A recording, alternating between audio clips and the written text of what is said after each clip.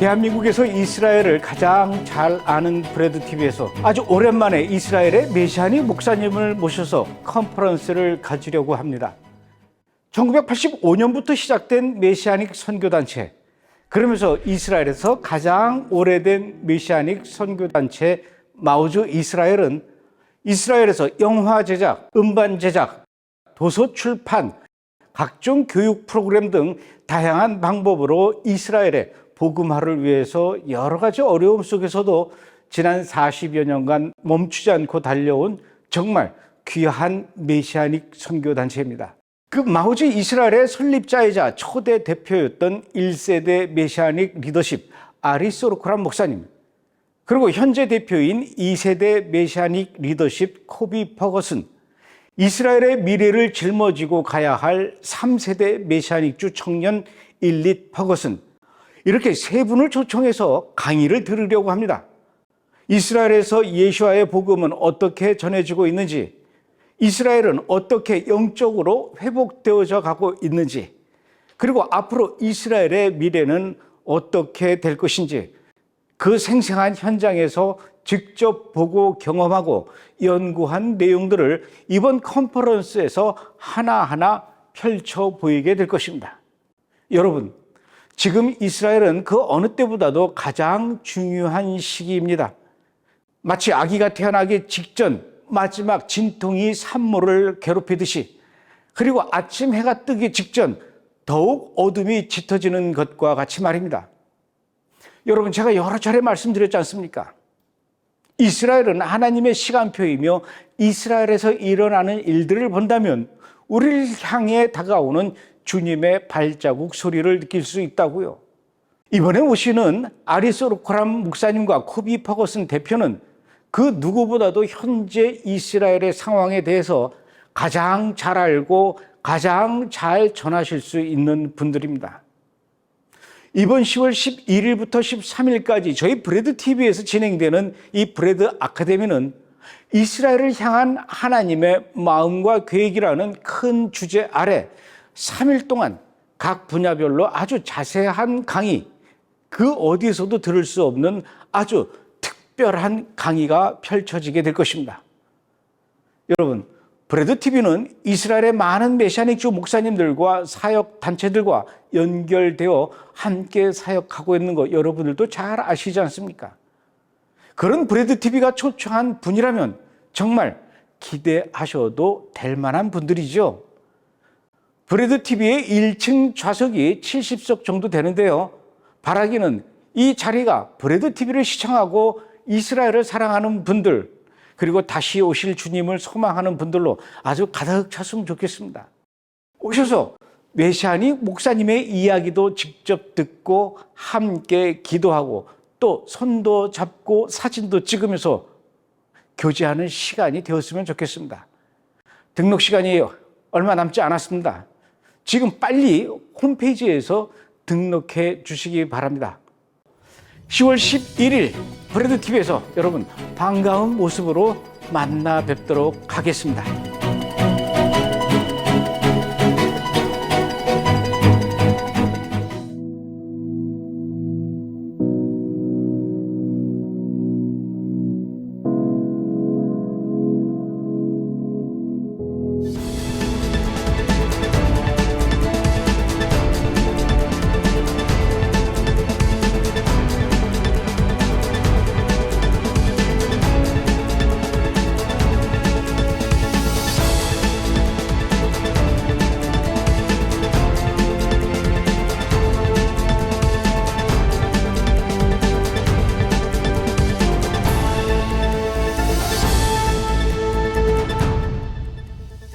지난 한 주간 이스라엘과 중동 소식입니다. 9월 20일 취임 9개월 만에 베냐민 네타냐후 총리가 조 바이든 미국 대통령을 만나 사우디아라비아와의 관계 정상화를 위한 공동 노력을 촉구했습니다. 이날 네타냐후 총리는 유엔 총회가 열리는 미국 뉴욕에서 바이든 대통령과 1시간 넘게 면담하면서 양국의 오랜 우호 관계를 강조했습니다. 이번에도 네타냐후 총리를 백악관으로 초대하지 않은 바이든 대통령은 회담 모두 발언을 통해 연말에는 워싱턴에서 만나기를 기대한다며 백악관 초청 의사를 밝혔습니다. 같은 날 무함마드 빈 살만 사우디아라비아 왕세자가 이란이 핵무기를 보유할 경우 자신들도 핵무기를 확보하겠다고 미국 폭스뉴스와의 인터뷰에서 언급했습니다.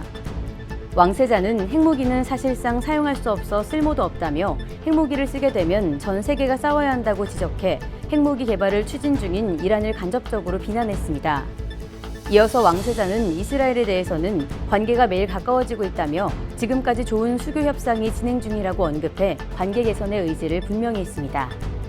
9월 21일 이란에서 이른바 여성 억압법이 제정돼 히잡을 착용하지 않을 경우 최대 10년의 징역형이 가능해졌습니다.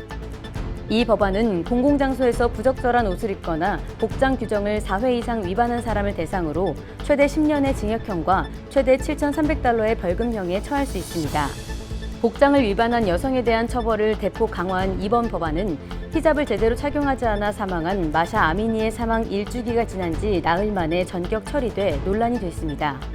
같은 날 우크라이나 전쟁의 중재자를 자처해온 레제브 타이이프 에르도안 튀르키예 대통령이 블라디미르 푸틴 러시아 대통령을 나쁘게만 보지 말자고 언급해 주목을 받았습니다. 에르도안 대통령은 미국 뉴욕에서 열린 유엔 총회에 참석해 곡물 생산량을 놓고 봤을 때 러시아는 세계에서 몇 안 되는 나라라며 이런 나라를 무시해선 안 된다고 강조했습니다. 이어서 흑해 곡물 협정을 되살릴 수 있는 방법이 있을 것으로 희망한다며 협정을 되살릴 수 있다는 뜻을 여러 차례 피력하며 중재의 기회를 노리고 있습니다. 2023년 9월 27일자 이스라엘 투데이 시작합니다. 오늘도 역시 중동 전문 분석위원이신 조현영님과 함께합니다. 어서 오십시오. 예, 반갑습니다. 안녕하십니까. 자, 첫 번째 분석 이슈부터 알아보도록 하겠습니다. 제78차 유엔 총회 참석을 위해 베냐민 네타냐후 총리가 방미길에 나선 가운데 국내 사법개혁 반대 세력과 해외 반유대 세력이 합세해 반 네타냐후 투쟁을 벌이고 있습니다. 출국에 맞춰 벤구리온 공항에 운집한 사법개혁 반대 시위대는 총리를 향해 가서 돌아오지 마라는 구호를 외치며 네타냐후 연정을 규탄하는 시위를 벌였습니다. 또 반 네타냐후 시위대는 총리의 첫 경유지인 샌호세 캘리포니아와 뉴욕 방미 일정에 맞춰 현지 반유대 단체와 연계된 집회도 기획했습니다. 이런 가운데 네타냐후 총리는 언론의 편향성 보도에 덫을 피해 일론 머스크와 생중계 스트리밍 회동을 통해 지지자 및 국제사회를 향해 직접 소통하는 전략을 펼쳤습니다. 외교의 슈퍼볼이라고 하는 78차 유엔 총회, 아마 전 세계 정치 지도자들이 아마 유엔 총회 때문에 전부 다 미국 뉴욕에 모이는가 본데 우리나라 대통령도 가고 베냐민 네타냐후 이스라엘 총리도 가고, 그런데 이 베냐민 네타냐후의 방미 일정에 맞춰서 베냐민 네타냐후 정부가 추진하고 있는 이 사법개혁 반대 시위가 이스라엘과 미국에서 동시에 벌어지고 있는데 그 정도가 굉장히 심각하다 그래요. 어느 정도입니까?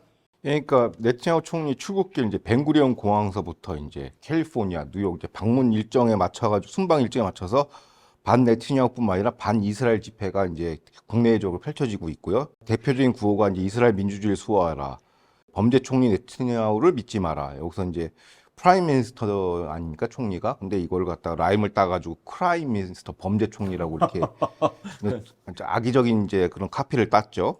근데 이에 대해서 이제 총리의 반응은 이제 8개월 동안 지속된 이제 반정부 시대는 이제 급기야 이제 PLO, 이란 등 친이란 반내주주의 단체인 BDS 운동단체가 결합해서 반정부 투쟁을 넘어 반국가 행위를 좀 저지르고 있다 하면서 이제 내가 야당 시절에도 치열하게 여권과 대립했지만 그래도 대외적으로 이스라엘 국격을 수축시킨 일이 없다라고 개탄을 했습니다. 이번 반대 시위가 이스라엘의 극좌 세력과 미국에 있는 반유대주의 세력의 이 결탁으로 이 시위가 벌어지고 있고, 그 시위의 배후에는 민주 성향의 홍보회사, 미국의 그 홍보회사가 또 있다, 이런 얘기가 있어요. 이건 무슨 얘기입니까? 그러니까 어떻게 보면 국내 반네타냐후 사법개혁 반대 세력과 해외 반이스라엘 세력을 하나로 규합할 수 있는 그 재정과 조직력을 갖춘 것은 아무래도 민주당 극좌 세력인데요. 그 양대 세력 규합할 수 있는 당사자인데, 이번 사법개혁 반대 운동을 기획하는 바라크 전 총리 측근 인사가 이제 후원하고 운영하는 그러니까 블루 앤 화이트 퓨처라는 이제 시민단체가 있습니다. 여기서 이제 미국에 있는 그 민주당 클린턴 계열 측근인 네리 데이비스가 운영하는 이제 트라이던트 DMG라는 이제 홍보 기획사를 이제 고용해가지고 국내적으로 전방위적으로 반네타냐후 반이스라엘 캠페인을 전개하고 있습니다. 그러니까 클린턴 세력과 이제 바라크 세력이 이제 하나로 결합돼가지고 전 세계에 이제 반유대를 주도하고 있는 거죠. 코르네이션을 해가지고. 그래서 이제 이게 그냥 단순히 집회 시 물론 그것도 돈이 많이 들어가고 이제 오프라인 집회도 하지만은 그러니까 이제 CBS 방송에 출연해서 바라크 총리가 전 총리 같은 경우는 출연해서 네타냐후와 이스라엘을 맹공하는 인터뷰를 내보냈습니다. 방미 일정에 맞춰가지고 여기에 대한 비토를 거는 거죠. 방송사를 이용해서. 그러니까 정치는 이제 타이밍인데 이제 미 언론을 동원할 수 있는 파워는 민주당 계열 홍보기획사밖에 없어요. 그러다 보니까 극좌 세력이 개입했다고 봐야죠. 그리고 이번에 그 베냐민 네타냐후 총리가 미국을 방문하면서 조 바이든 대통령을 만난다고 이제 그 백악관이 발표했는데 두 인물이 만나서 어떤 대화가 오고 갔을까 이게 궁금합니다. 근데 이란 문제보다도 제일 그게 급한 문제인데 이 자리에서 또 사법개혁에 관한 이야기가 먼저 나오지 않았을까 그런 걱정이 드네요. 항상 걱정은 사실화되죠. 이런. 그러니까 이제 보도에 따르면 이제 1시간 정도 회담을 가졌는데요. 이스라엘의 현안 이슈, 핵심 실존적 이슈는 이제 이란 핵 문제보다는 이제 말씀하신 것처럼 사법개혁에 대한 우려, 그 다음에 팔레스타인에 대한 양보, 유대 사마리아 포기에 관한 토의가 있었다고 이제 보도상으로 표면적으로 나왔습니다. 구체적인 사항은 아직 보도가 안 됐고요. 그런 상황입니다. 뿐만 아니라 베냐민 네타냐후 총리가 미국의 일정 중에서 일론 머스크 테슬라 대표죠 회장을 만났다라고 하는데 베냐민 네타냐후하고 일론 머스크가 만난 이유는 뭐고 그리고 이 만나는 이야기들을 그 과정을 미국의 이 메이저 언론이 아니라 인터넷 방송에서 이렇게 생중계를 했다고 해요. 그건 왜 그런 겁니까? 그러니까 이번 이제 방미 일정을 잘 지켜보면요, 이제 미 바이든과 이스라엘 극좌 세력인 바라크가 합작해서 네타냐후 망신 주기가 시작된 거예요. 그러니까 언론을 통해서 오프라인 시위를 해서 이제 뭐 반이스라엘 반네타냐후 여론을 지금 조성하고 있고 그리고 또 다른 한편으로는 이제 미국의 대표 이제 공영방송이죠. 우리로 치면 CBS의 대표 이제 시사 프로그램이 60분 우리로 치면 추정 60분이. 당시에 이제 사법개혁을 반대하는 이제 IDF 예비역들이 출연했어요. 그리고 여기서 뭐라고 했냐면 네타냐후 정권이 팔레스타인 유아 폭격을 지시했다. 유아 살해를 지시했다. 그런 이제 말도 안 되는 사실과 다른 주장을 하고 있었죠. 그러니까 어떻게 보면 반이스라엘 여론을 지금 선동하고 있어요. 그러니까 여기서 이제 그들의 계획은 네타냐후를 이제 홍보 여론전에서 완전 그로기 상태, 만신창이를 만들어 놓은 다음에 바이든과 부속회담을 진행하려 했는 게 그들의 이제 어떤 계획인 것 같아요. 근데 여기서 반전이 있는 게 뭐냐면 이제 네타냐후가 이제 뭐 백전노장 정치 구단 아닙니까? 이런 거에 안 빠져들죠. 그래서 바이든이 장악한 주류 제도권 편향된 미디어보다는 일론 머스크의 X 트위터죠. SNS를 활용해서 직접 이스라엘의 국익을 이제 전 세계에 이제 설파한 것이죠.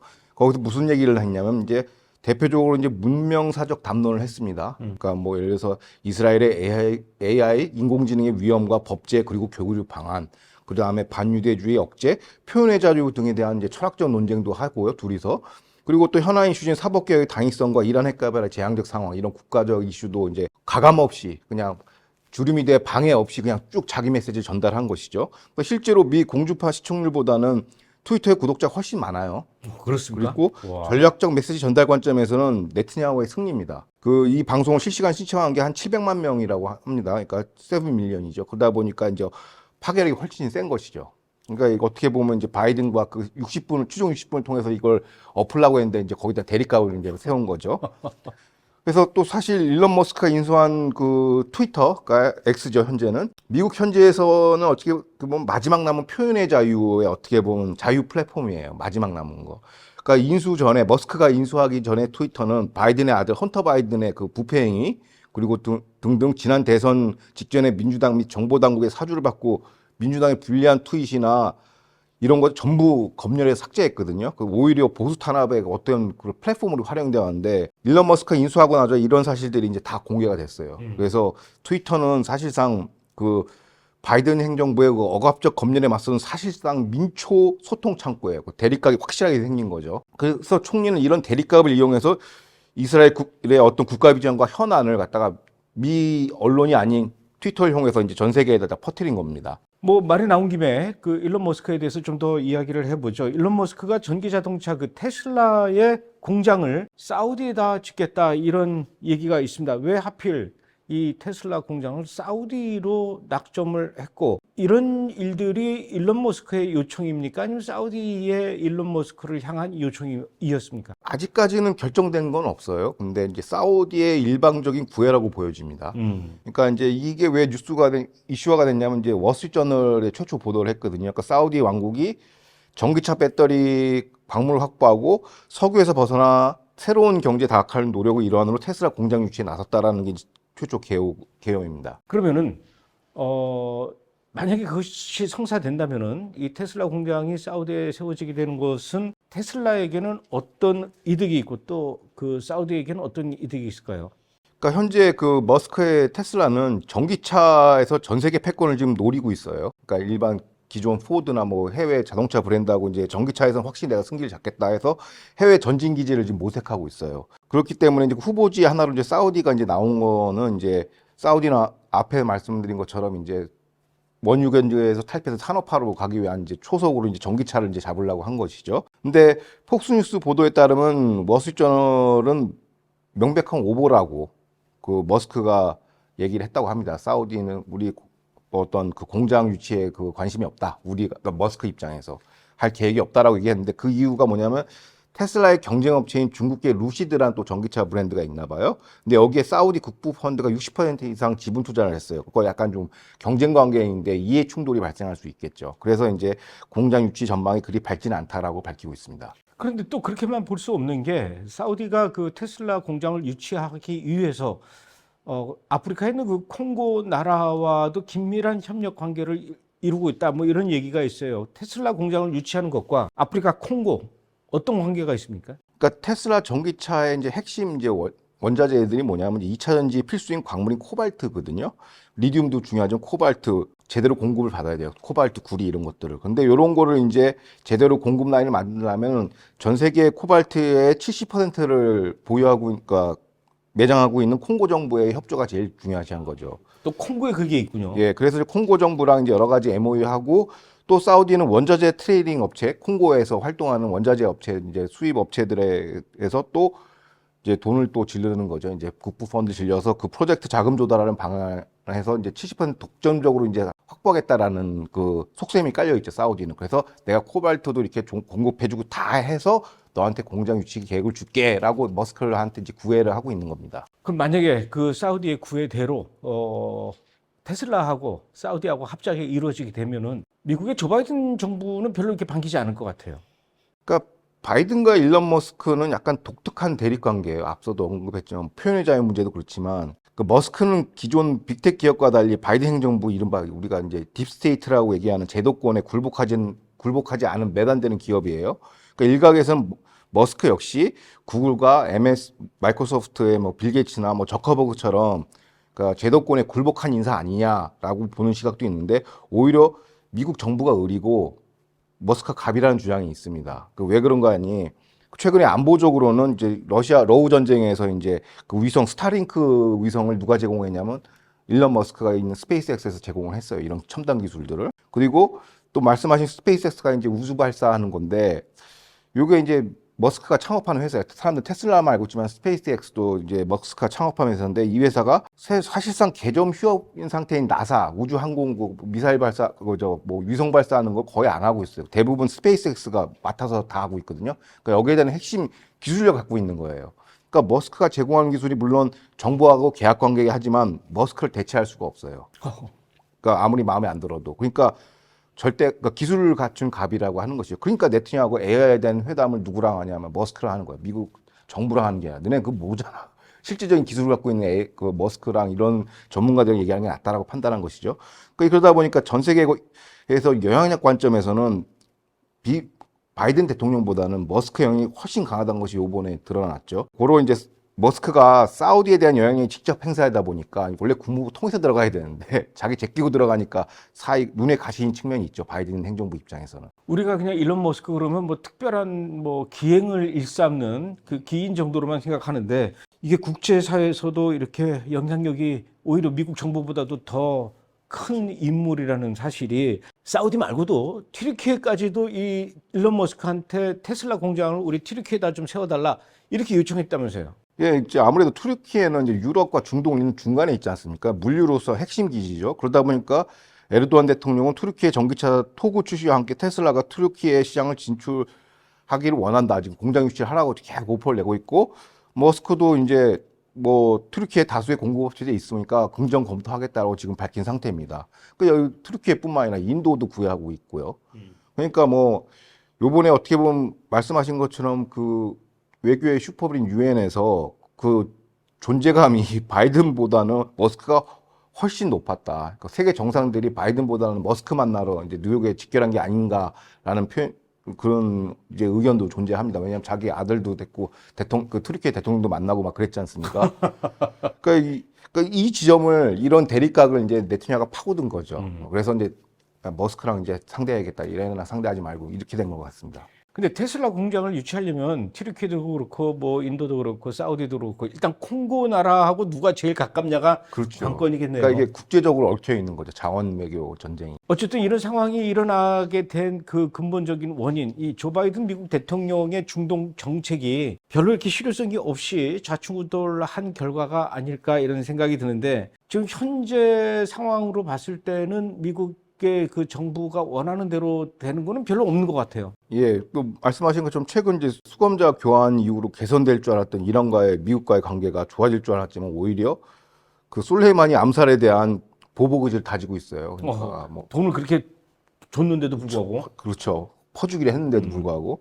그리고 사우디하고도 뭐 잘 되겠느냐. 근데 사우디가 요구 조건이 굉장히 완강해요. 고강도 방위조약 체결은 물론, 그러니까 민수용 핵 농축이죠. 그러니까 사실상 우리 핵 개발하겠으니까 핵 개발해달라고 했는데, 이래버리면 중동에서의 그 NPT 핵 비확산 전략이 완전 무너져 버리거든요. 그 미국의 전통적인 그 안보 전략이 무너지니까 뭐 사우디 말을 안 들어주기도 힘들고 들어주기도 힘들고 막 난처한 상황에 지금 빠졌죠. 이런 상황에서 지금 그 얼마 앞으로 다가온 미국의 그 이 대통령 선거, 여기에 지금 도널드 트럼프 전 대통령이 또 등판을 하고 준비하고 있는데, 얼마 전 그 저 통계 여론조사 보니까 도널드 트럼프 전 대통령이 조 바이든보다도 9%나 앞서더라고요, 지지율이. 이 정도면은 조 바이든 재선이 어렵지 않을까요?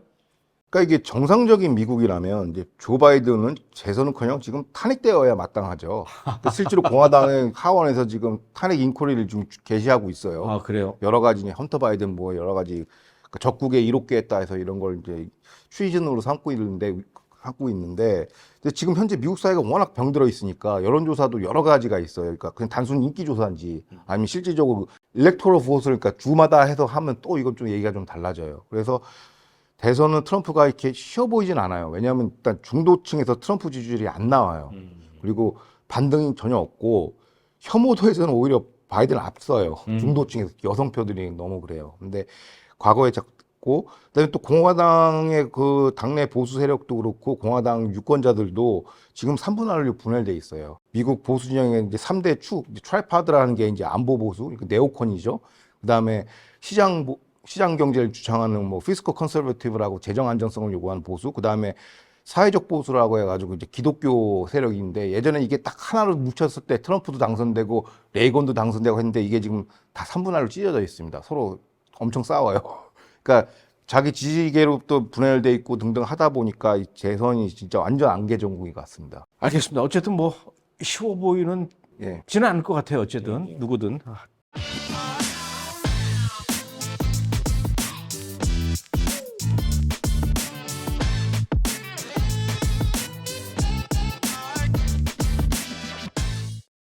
두 번째 분석 이슈 알아보도록 하겠습니다. 유네스코 세계유산위원회가 여리고 고대 유적지를 팔레스타인 명의로 세계유산에 등록하고 여리고 문명을 팔레스타인에 편입시키자 이스라엘이 크게 반발하고 나섰습니다. 구약성경 여호수아서의 주 무대인 여리고는 1967년 이스라엘에 의해 점령된 이후 오슬로 협정으로 현재는 팔레스타인 자치정부가 행정 관리를 맡고 있는 서안지구의 일부인데요. 유네스코의 결정이 발표되자 팔레스타인 자치정부는 옛 여리고의 문화적, 경제적, 정치적 중요성을 인정하는 의미 있는 결정이라며 환영했습니다. 반면 이스라엘은 여리고 유적을 팔레스타인에 편입하는 결정은 역사 속에서 유대인과 예수에 대한 흔적을 지우는 것이라며 강하게 비판하고 나섰습니다. 여리고는 제가 알기로는 현존하는 지구상의 도시 중에서 가장 오래된 도시이면서 또 이스라엘 백성이 구약 성경에 보면 이스라엘 백성이 애굽에서 탈출해가지고 제일 먼저 도착한 도시가 바로 여리고인데 이곳을 이스라엘의 유적지가 아니라 팔레스타인 명의의 세계 유산으로 유네스코가 등재했다 이런 소식입니다. 이건 무슨 얘기입니까? 그러니까 유네스코가 지난 17일 그러니까 요르단강 서안지구의 제리코를 이제 아랍어로 이제 텔 에스 술탄 시의 외곽 선사 유적을 팔레스타인 명의로 등재를 했어요. 근데 그 배경 설명이 이렇습니다. 그러니까 이 여리고가 기원전 8천에서 9천년 전 중기 청동기 시대의 흔적으로 사회적으로 복잡한 인구가 거주했던 대규모 가나안 도시라고, 가나안이 중요해요. 가나안 도시 국가의 존재를 드러내고 있다. 그리고 여리고는 블레셋 땅으로 나가는 길목이다라고 이제 나오고 있죠. 성경에서 우리 블레셋이라고 했지만 영어 성경 보면 팔레스타인이잖아요. 그리고 유네스코는 이런 거죠. 논리는 이거예요. 가나안의 블레셋은 팔레스타인이라고 지금 현재 오늘날의 팔레스타인으로 보고 팔레스타인 역사로 편입하는 결정을 해버린 것이죠. 그러니까 오래전부터 팔레스타인 땅이었다는 역사 왜곡을 한 겁니다. 왜곡이 아니라 완전 이제 창작을 한 거죠. 역사 창작을 한 거예요. 근데 문제는 당시 블레셋은 현재 팔레스타인과 무관하죠. 인종적으로. 왜 그러냐면 가나안 부족들은 그리스 지중해 출신의 페니키아 족속이고요. 이쪽이 이제 이쪽으로 이주해서 한 거고 아랍계인 현 팔레스타인과 무관하죠. 이름 가지고 이제 장난을 친 겁니다. 그래서 현 팔레스타인을 그냥 아랍 난민으로 불러야 그게 정확한 표현입니다. 원래 뭐 유엔이나 유네스코가 이스라엘에 대해서 별로 이렇게 좋은 감정 갖지 않고 반이스라엘 또 반유대 정책 뭐 이건 뭐 여러 차례 알려진 그런 사실인데 이번에 이런 결정을 내리게 된 것은 아무래도 그 미국이 유네스코에 재가입한 그 결과가 이런 일을 이렇게 만들어내는 게 아닐까 이런 생각이 드는데 맞습니까? 예, 그러니까 지난 7월 25일 날 5년 만에 다시 유네스코 회원국으로 재가입을 했어요, 미국이. 그러니까 유네스코 대사로는 이제 영부인 질 바이든 여사의 개인 비서를 임명을 했어요. 그러니까 중국과는 뭐 명분상으로 뭐 중국 견제를 위해서 들어갔다는 데는 근데 중국과는 상관이 없어 보여요. 그러니까 친팔레스타인 국가 해법 강화로 봐야 된다고 보고 있고요. 그 이유가 뭐냐면 지난 2017년 트럼프 행정부가 유네스코를 탈퇴한 이유가 반이스라엘 평양을 문제 삼아서 탈퇴를 했거든요. 그렇기 때문에 그럼 유네스코가 그동안 뭐 개혁이 되느냐 전혀 안 됐잖아요. 이런 억지 주장도 막 내려놓고 그래서 이제 유네스코에 사전 변경 없이 재가입을 한 것을 보면은 이제 이건 친팔레스타인을 강화시키기 위해서 역사 왜곡을 더 이제 돈 들여서 하겠다라는 게 바이든의 의중이라고 볼 수 있습니다. 근데 이렇게 그 미국은 유네스코도 그렇고 이렇게 국제 기구에 들어갔다 나왔다 이런 게 좀 잦은 것 같아요. 유네스코도 이번에 재가입한 게 5년 전에 탈퇴했다가 이번에 들어간 건데 그 전에도 또 탈퇴했다가 들어간 적이 있다면서요. 예, 지난 이제 냉전 시절이죠. 이제 1984년 레이건 행정부 때도 유네스코가 이제 뭐 관리 부실과 부패는 기본적으로 이제 까려가고 그것만 있는 게 아니라 어떻게 보면 당시 소련과 대립하고 있었는데 자유진영이 소련에 대한 더러운 대변인 역할을 하고 있었어요. 역사적으로. 그래서 유네스코에 한번 탈퇴했고 쭉 탈퇴로 가다가 2003년에 이제 아들 부시가 다시 이제 유네스코에 가입하게 됐습니다. 유엔도 그렇고 유네스코도 그렇고 유엔 난민 기구도 그렇고 이게 굉장히 문제가 기본적으로 좀 있는 그런 단체들인 것 같아요. 유네스코는 그동안 그 미국이나 이스라엘의 자금 지원이 큰 도움이 되었을 텐데. 그러니까 전체 공여금의 그 분담금의 20%를 미국이 돼요. 그러니까 대부분 국제기구가 미국 아니면 다 쓰러지거든요. 그래서 이제 미 행정부는 의회에다가 이제 예산을 요청해야 돼요. 이거 돈을 내야 된다는데 이게 좀 난항이 있어요. 왜냐면 공화당이 지금 하원 예산권을 쥐고 있거든요. 그래서 좀 힘들고 있는데 지금 보니까 총 6억 한 1,900만 달러 하나로 한 7,900여 원을 다시 내야 돼요. 분담금으로. 그래서 이제 향후 이제 돈을 내면서 하는 거기 때문에 의회랑의 관계가 좀 중요한 것 같습니다. 어쨌든 지금 현재로서는 당분간은 예. 팔레스타인 입장에서는 굉장히 이런 결정을 반길 것 같아요. 여리고를 우리 팔레스타인 거로 인정해준 유네스코에 대해서 반대로 또 이스라엘은 발끈할 것 같고요. 현재까지 나온 그 양측 팔레스타인이나 이스라엘의 반응은 어떻습니까? PA 이제 자치정부 팔레스타인은 축제 분위기죠. 그러니까 역사를 만들어줬으니까 이제 하나의 그러니까 문화적, 경제적, 정치적 중요성을 인정하는 의미 있는 결정이라면서 환영을 하죠. 당연히 좋죠. 근데 이스라엘 외무부는 또 팔레스타인이 유네스코를 부정적으로 이용하고 정치화한 하는 또 다른 방증 증거다라고 또 받아들일 수 없다라고 얘기하는데, 중요한 게 이스라엘 학계인데, 이스라엘 학계는 이거는 이스라엘 역사 말살이라고 보는 거예요. 말씀하신 건 유대 그 유적지인데, 그 역사 속에서 이런 결정은 궁극적으로 팔레스타인에 편입하게 되면은 역사 속에서 유대인뿐만 아니라 예수에 대한 흔적도 지우기라는 거예요. 이제 팔레스타인 역사로 편입이 돼버리니까 그 족보를 바꿔버리는 거죠. 남의 나라 남의 족보로 되는 거죠. 뿐만 아니라 유엔이나 뭐 유네스코 세계 문화유산 보호를 이렇게 앞장섰던 사람들이 팔레스타인 자치당국이 제2성전 시대의 고대 유대인 유적지 파괴에 대해서는 그냥 방치했어요. 방관해서 유대인 유적지를 막 파괴 도구라고 했는데도 그냥 방치했단 말이에요. 유네스코가. 그래서 어떻게 보면 유네스코는 역사 문화를 다루는 단체가 아니라 팔레스타인 이국가 해법을 강화하기 위한 수책이라고 보는 거예요. 정치 선동기구라고 보는 거예요. 유네스코가 문화의 탈을 쓴.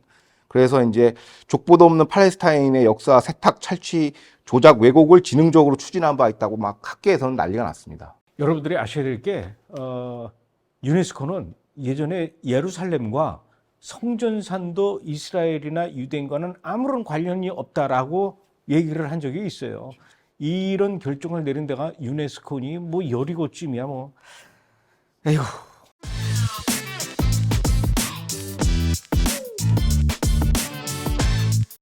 자, 이제 또 세 번째 분석 이슈 알아보도록 하겠습니다.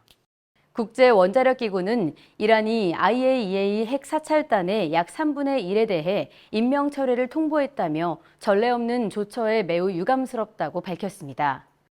라파엘 그로시 IAEA 사무총장은 이란이 자국에 배정된 가장 숙련된 핵심 조사관의 약 3분의 1을 제거했다며 이는 잘못된 방향으로 향하는 또 다른 단계라고 규탄했습니다. 한편 히잡을 제대로 착용하지 않았다는 이유로 사망한 마샤 아미니의 사망 1주기를 맞아 유엔 주재 이스라엘 대사가 기습 시위를 벌여 화제가 됐습니다. 길라드 에르단 주 유엔 이스라엘 대사는 이란 대통령이 연설을 시작하자 연단 가까이에서 이란 여성에게 당장 자유가 마땅하다는 플래카드를 펼치는 기습 시위를 벌였습니다. 놀라운 일이에요. 이란이 IAEA 이 핵 사찰단의 그 3분의 1에 해당하는 인사들의 임명을 철회했다. 이런 얘기가 있습니다. 이건 무슨 얘기입니까? 그러니까 이란이 가장 숙련된 핵사찰 조사관들 있지 않습니까? 3분의 1을 이제 임명 철회가 나가라 이거죠. 이란 사람들은 아니죠. 그렇죠. 그러니까 IAEA 전문가들이죠. 그러니까 국제기구 전문 이제 훈련받은 이제 전문가들인데 이걸 이제 나가라고 한 거죠. 그래서 이에 대해서 이제 IAEA는 뭐 논평을 보니까 발끈한 것 같아요. 막 과도한 조처다라고 하면서 하는데 뭐 이란은 아무 마이동풍이에요. 그냥 뭐 핵 개발을 감추고 싶다는 의도를 그냥 전 세계에 그냥 보여주고 있습니다. 현재. 그래도 IAEA면은 그 국제 기구인데 국제 단체고 아무리 마음에 안 들어도 그렇지 이렇게 이란이 일방적으로 이 사람들을 내쫓을 수가 있는 겁니까?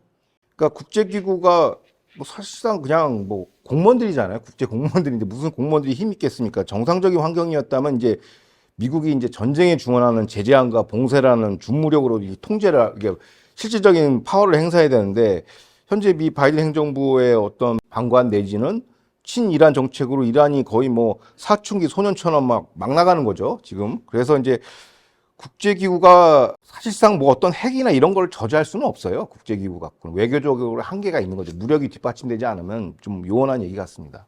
그런가 하면 이번에 그 78차 유엔 총회에서 이란의 그 대통령 에브라임 라이시가 연설을 할 때 주 유엔 주재 이스라엘 대사가 갑자기 앞으로 뛰어나가서 막 항의 시위를 했어요. 이게 뉴스에 나왔는데 이스라엘 대사가 뛰어나가서 뭐라고 외쳤고 무슨 시위를 한 것이며 이것이 예정된 시위였을까요? 아니면은 즉흥적으로 욱해서 뛰쳐나간 겁니까? 그러니까 히잡 시위가 이제 일주기가 그거 때문에 그게 그랬구나. 벌써 이제 일주기가 됐기 때문에 이제 이란 여성에게 당장 자유가 마땅하다는 이제 플래카드 들고 이제 에르단 대사가 뛰쳐나갔죠. 결국 보안위원회 제지를 받아서 회의장 밖으로 쫓겨났는데 뭐 체포는 아니고요. 근데 그러면서 이제 이어서 뭐라고 했냐면 이제 이스라엘 그 유엔 주재 대사가 라이시 대통령 향해 테헤란의 도살자라고 이제 맹공했고 또 유엔도 비판했어요. 유엔의 삐뚤어진 도덕을 언제까지 폭로할 것이라고 강성 발언하고 살인자들 여기서 이란 그러니까 라이시의 그 수뇌부죠. 반유대주의자들의 레드카펫을 깔아준 이들은 반드시 책임을 져야 할 것이라면서 이란 대통령 연설의 부당함을 이제 주장했습니다. 자, 그러면 이게 감독님이 말씀하신 것처럼 우발적인 거냐? 외교는 우발이 없습니다. 정교하게 기획된 것이죠. 그렇군요. 그렇죠. 아무리 이란 핵 개발에 관한 위험성을 이렇게 막 뭐 전문가들 무슨 싱크탱크에서 고담 준용하는 거 따져봐야 주류 매체 이스라엘 포함해서 전 세계 매체는 안 다뤄줘요 그거를. 그리고 막 자꾸 팔레스타인 이슈 끼워넣으려고 하고 그 내러티브를 자기들이 통제해 버린답니다. 대신 이론 쇼는 보도를 안 할 수가 없어요. 소동을 딱 일단 장면에 잡히니까. 그래서 네타냐후 내각이 이번 유엔에 대해서 다양한 이제 행사 이벤트를 준비하고 나간 것 같아요. 미 바이든 행정부나 이 주류 언론에 대항해서. 그래서 이런 거를 이제 전 세계에 알리는 데는 굉장히 효과가 높았죠. 일단 성공을 한 거네요. 예, 예. 이란의 젊은 여성 그 마흐사 아미니 도둑경찰한테 끌려가서 그 의문사로 죽은 지 벌써 1년이 지났는데 그 일이 있은 후에 이란의 전국에 그 이 히잡 반대 시위가 들불처럼 일어났다라는 거 계속 뉴스로 나왔었거든요. 근데 요즘은 통 그런 소식이 없어요. 어떻습니까? 요즘도 시위가 계속 일어나고는 있는 겁니까? 그러니까 현지 재야 매체를 보면 시위는 계속 일어나고 있고요. 또 이번에 일주기를 맞이해서 이제 그 서부 도시 하마단에서는 박수를 치면 이슬람 공화국의 죽음 등의 구호를 외치고 있죠. 아직도 있긴 있군요. 예, 있어요. 그리고 막 일부 시위대가 이란 보안군의 총성에 도망가는 장면도 포착이 됐는데, 이제 문제는 이제 방관영 타스님 통신이 있어요. 여기서는 그냥 전혀 다른 화면을 그냥 평화로운 장면을 이렇게 하고 완전 언론 통제에 들어가죠. 라이시 대통령이 히잡 시위에 대해서 이거 가짜 뉴스라고 얘기했지만 사실상 본인이 이제 언론을 이제 찍어 누르는 검열을 하고 있던 것이죠. 쿠르드 쪽 인권 네트워크에 따르면 이런 뉴스가 계속 나오나 봐요. 아미니 부친이 이란 당국에 의해서 지난 16일 날 일시적으로 체포됐습니다. 왜 그런가 했더니 일주일 맞이해서 여기서 대규모 시위가 나오니까 또 그 부친이 사는 그 지역에 대해서 이제 보안군을 쫙 깔아버린 것이죠. 그 유족들은 추모식을 열지 못하게끔 이제 압박을 엄청 행사한 겁니다. 그래서 이제 그 집에다가 군병력도 배치할 정도라고 하니까 이제 이 시위는 이거는 장기화하지 쉽게 안 꺼집니다.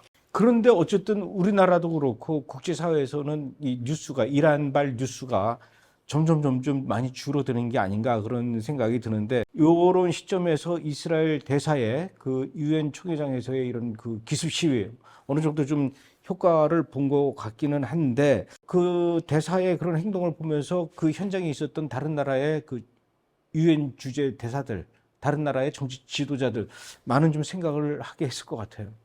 그러니까 요즘 이제 국제 정치를 자세히 들여다보면요, 역시 이거 국제 정치는 강대국의 힘의 정치라는 걸 느꼈습니다. 그러니까 주변국들이 힘이 없는 애들 그냥 보고만 있는 거고, 그러니까 결국 미국이에요. 그러니까 패권과가 안 움직이는 방법이 없습니다. 정상적인 미국이었다면 지금 이란 정권은 가루가 됐겠죠. 그러니까 뭐 수뇌부 교체, 참수작전 등등등 여러 가지 할 수 있는 게 많거든요. 근데 지금은 뭐 친이란에 빠져 있어가지고 바이든 국무부 때문에 지금 뭐 이도저도 못하는 형국이 돼버렸습니다. 그런 상황에서 또 이스라엘 대사가 이렇게 또 들고 일어났으니 좀 어떤 변화가 있었으면 좋겠습니다. 오늘은 여기까지 하죠. 예, 고맙습니다.